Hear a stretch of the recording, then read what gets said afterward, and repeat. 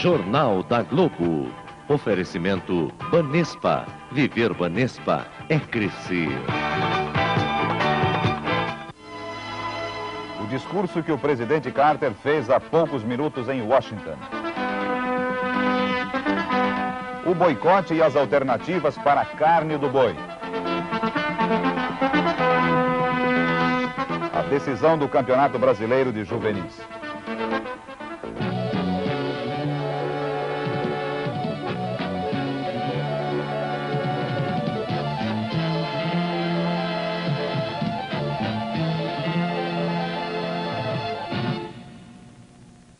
Boa noite. O preço da carne de boi baixou nas cidades onde as donas de casa estão fazendo boicote.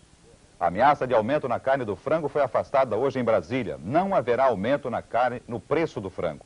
A promessa foi feita pelos avicultores ao secretário de Abastecimento e Preços da CEPLAN, Carlos Viacava. Os supermercados se comprometeram a promover a venda de frango, reduzindo as margens de lucro. O secretário Carlos Viacava disse que o governo não vai formar estoques para regular o mercado da carne se isso provocar aumento de preços. Em São Paulo, o comentarista Marco Antônio Rocha analisa o movimento das donas de casa de vários estados que estão boicotando a carne de boi. Esse boicote, embora válido para regimentar consumidores e para reforçar o espírito de autoproteção, apresenta alguns problemas. Um deles é que a carne de boi no Brasil não tem realmente um substituto à altura, nem em quantidade, nem em preço. O frango, o pescado, o porco, etc., são realmente muito mais caros, principalmente se levarmos em consideração dois fatores. Primeiro, o preço da carne de vaca de segunda, que é a mais consumida. E segundo, o rendimento na hora do preparo. De modo que o boicote à carne de vaca significa, na prática, deixar de consumir qualquer tipo de carne por uns tempos. Mas todo problema econômico tem o seu lado positivo. Ao mesmo tempo, o boicote abre uma oportunidade para os criadores de aves, de coelhos, de carneiros, de porcos e também para a indústria pesqueira. Os produtores desses outros tipos de carne têm agora uma chance de entrar na mesa do consumidor, aproveitando as faixas de mercado que estão se abrindo no consumo de carnes em geral pelo boicote ao boi. E o resultado disso tudo poderá ser bastante saudável para a agropecuária como um todo, pois permitirá uma maior diversificação e, portanto, um maior equilíbrio dessa atividade básica.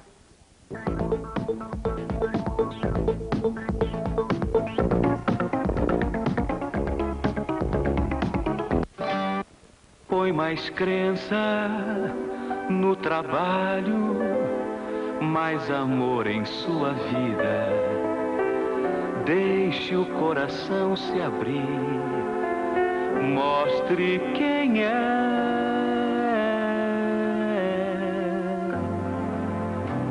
Com trabalho você pode construir. Conte com o Banespa no momento de crescer. Só com trabalho venceremos a inflação. Uma tarefa de todos.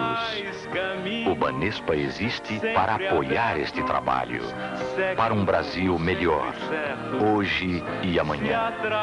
Viver Banespa é crescer. Suas mãos. Viver Banespa é crescer. Olha, não se engane. Sucesso mesmo são os preços da Marcomban. Azulejo decorado em cepa extra a partir de 249. Azulejo decorado Secrisa extra a partir de 219. Conjunto de louça Selite Lotus 2.840. Tanque de louça Selite 963. Papeleira Cris Metal 158. I've got you under. O Partido Popular volta a criticar duramente o governo. Em entrevista coletiva hoje em Brasília, o senador Tancredo Neves reclamou definições políticas mais claras e decisões corajosas na área econômica. O governo está com planos conflitantes, o governo está perplexo realmente em face de algumas medidas que não podem ser mais adiadas.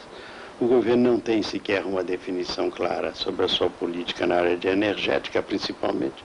O senhor acredita na eficácia da política anti-inflacionária do governo? Dentro do sistema econômico e financeiro que o governo adotou, as medidas não são boas nem más, elas são as únicas que ele podia adotar. Porque as deformações da política monetarista brasileira levaram o governo às últimas etapas de uma política monetarista no combate à inflação. Na área política, o senhor acredita na intenção do governo de promover eleições diretas para os governos estaduais em 82? Já estou duvidando da sinceridade do governo em promover as eleições diretas de 82. Porque se ele realmente tivesse empenhado em dar eleições diretas de 82, ele deveria pôr o máximo empenho na aprovação da emenda Lobão. A recente ofensiva política do governo, no sentido de arregimentar mais integrantes, mais adeptos para o Partido Democrático Social, significou muitas perdas para o Partido Popular? Foi um episódio lamentável e deplorável. O governo perdeu realmente a serenidade, passou a usar todos os processos de sedução que não se enquadram nos parâmetros éticos de uma vida democrática. Mas foi bom para o PP, porque foi uma demonstração inequívoca dada a toda a nação que nós não somos um partido de linha auxiliar do governo. Nós somos, na verdade, um partido de oposição. O preço mínimo da soja teve hoje um aumento de 39,6%. A saca passou de 315 para 440 cruzeiros. Ao anunciar o aumento, o ministro da Agricultura, Amaury Stabile, disse que as exportações de soja devem dar este ano ao Brasil uma receita superior a 2 bilhões e 200 milhões de dólares, cerca de 100 bilhões de cruzeiros. Os últimos presos políticos de Pernambuco, Luciano Almeida e Roline Sone Cavalcante, ganharam hoje liberdade condicional e deixaram a penitenciária de Itamaracá. Começa o debate sobre o relatório encaminhado ao Ministério da Justiça para combater a violência. O advogado Vicente Cassione, membro do grupo de trabalho que elaborou o documento, disse hoje em Brasília que, sem autonomia financeira, os municípios não poderão enfrentar a violência. O álcool seria um dos principais fatores da criminalidade.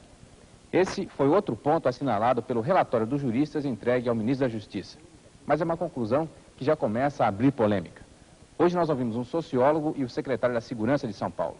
E vejam as suas opiniões. Eu li um extenso relatório apresentado ao ministro e eu acho que essa conclusão não é uma conclusão séria. O álcool está longe de ser uma das principais causas da violência. O álcool é uma causa de violência, mas não é a única causa. O álcool é uma causa de criminalidade, isso é coisa notória, é público, desde que ingerido em excesso perturba um tóxico. Olha, eu acho que essa conclusão da comissão é uma conclusão intensamente impressionista. No que eu pude ler do relatório, não houve nenhum trabalho cuidado a esse respeito. São os velhos clichês a respeito da correlação de embriaguez e classe popular que o relatório da comissão repete. Bom, então quais seriam as causas para essa violência? Olha, as causas para essa violência eu acho que estão muito mais na área da situação social da população brasileira. O problema é o grande conglomerado humano, é a desnutrição, é a inflação, é a falta de emprego, é a falta de dinheiro, é até a fome. Fala-se muito em proibir o álcool no fim de semana. É certa essa medida ou não? Eu acho que qualquer medida nesse campo é delicadíssimo. Bastaria que a comissão tivesse se dado ao cuidado de examinar a larga contribuição que a lei seca deu nos Estados Unidos para a máfia e para o mercado negro de bebidas. Eu acredito que qualquer medida menos cuidada nesse campo pode se levar a isso facilmente. Uma sugestão sua para combater isso?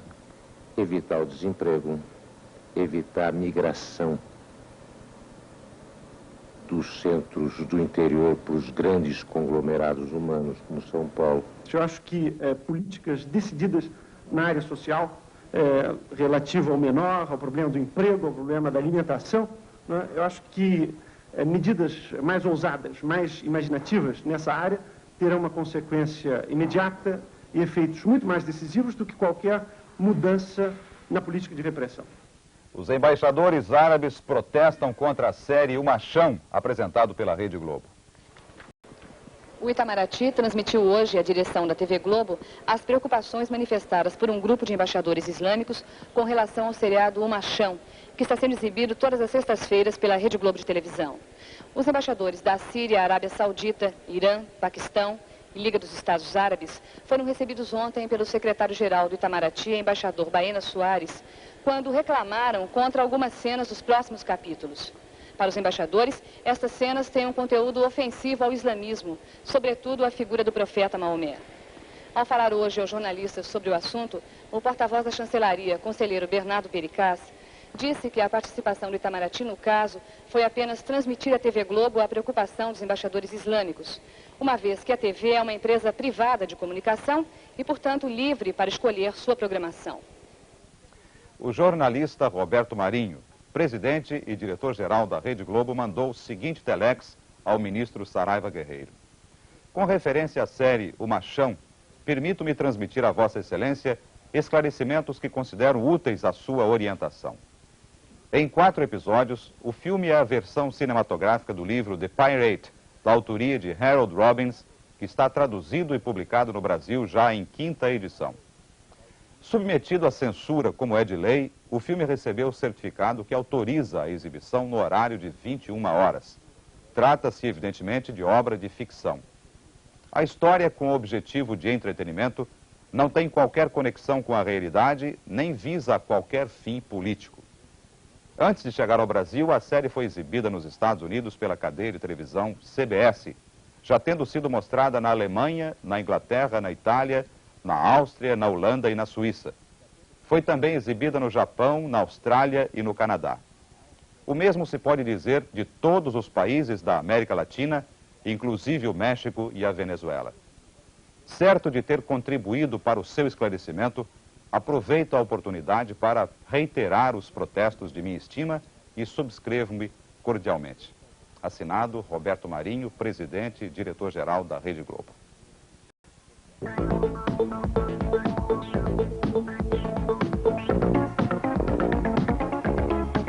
Polara valorizou sem aumentar de preço. Com uma rede que cresceu, melhorou ainda mais seus serviços. Venha buscar o carro deste e dos próximos anos na rede autorizada Chrysler. Agora maior e mais forte.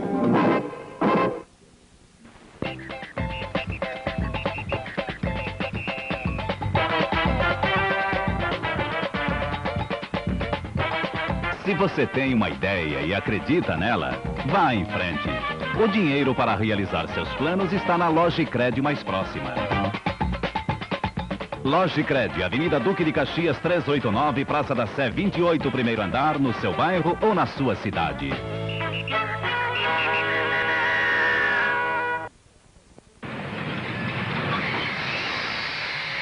Quiero sistema curto de filme grátis. Sim, sim.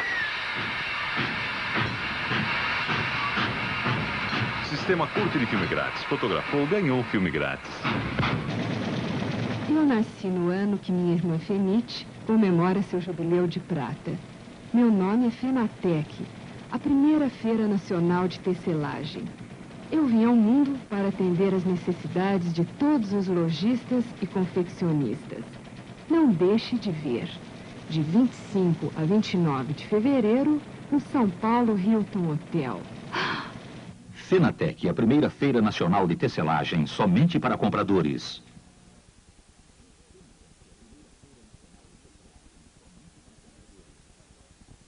Morreu hoje em Los Angeles, Estados Unidos, o ator David Jensen, o Harry O da série de televisão.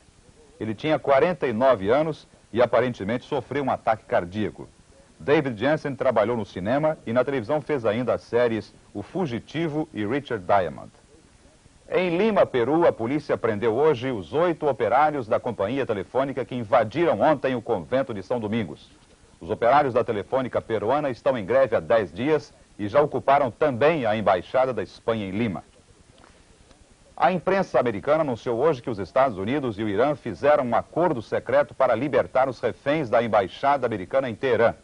Mas agora à noite, na primeira entrevista coletiva que deu nos últimos 2 meses, o presidente Carter não quis falar sobre o acordo. De Nova York, informa o nosso correspondente Sérgio Mota Mello. O presidente Carter fez questão de manter silêncio sobre as negociações com o governo do Irã para a liberação libertação dos reféns.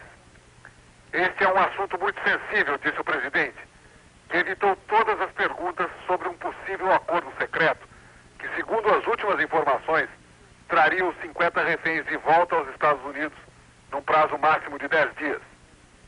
Em troca, a ONU enviaria a Teherã uma comissão internacional para investigar os crimes do Shah. Essa comissão seria formada por representantes do chamado Terceiro Mundo, e alguns deles já estariam escolhidos de comum acordo entre os Estados Unidos e o Irã. O presidente, porém, preferiu aproveitar a entrevista coletiva para responder aos desafios eleitorais do senador Kennedy, que acusa Carter de ter provocado as duas crises.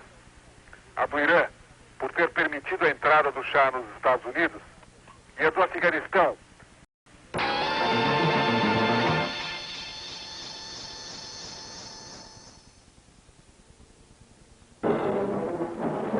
James Stewart e Henry Fonda em O Último Tiro. Coestrelando Gary Luckiot, Jim Dagger e Ed Begley.